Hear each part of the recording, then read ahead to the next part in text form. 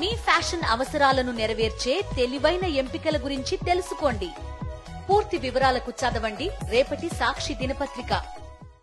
Test క్రికెట్లో తమ ఉనికిని చాటుకోవాలనుకున్న ఆఫ్ఘనిస్తాన్ ఆశలపై వరుణుడు నీళ్లు చల్లాడు. భారత్లోని నోయిడా వేదికగా న్యూజిలాండ్తో జరగాల్సిన ఏకైక టెస్ట్ మ్యాచ్ వర్షం కారణంగా రద్దయింది. భారీ వర్షం కారణంగా నోయిడాలోని మైదానం అవుట్ఫీల్డ్ మొత్తం చిత్తడిగా మారింది. దీంతో 5వ రోజు ఆట కూడా రద్దు చేస్తున్నట్లు అంపైర్లు ప్రకటించారు. దీంతో కనీసం టాస్ కూడా పడకుండానే ఈ టెస్ట్ మ్యాచ్ తుడిచిపెట్టుకుపోయింది. ఈ క్రమంలో ఒక్క బంతి కూడా పడని ఆఫ్ఘనిస్తాన్ న్యూజిలాండ్ టెస్టు పలు అరుదైన రికార్డుల జాబితాలో చేరింది. టెస్ట్ క్రికెట్ హిస్టరీలో బంతి పడకుండా రద్దయిన 8వ మ్యాచ్గా నోయిడా టెస్ట్ రికార్డులకెక్కింది. 1890లో మొట్టమొదటిసారి ఇలా జరిగింది.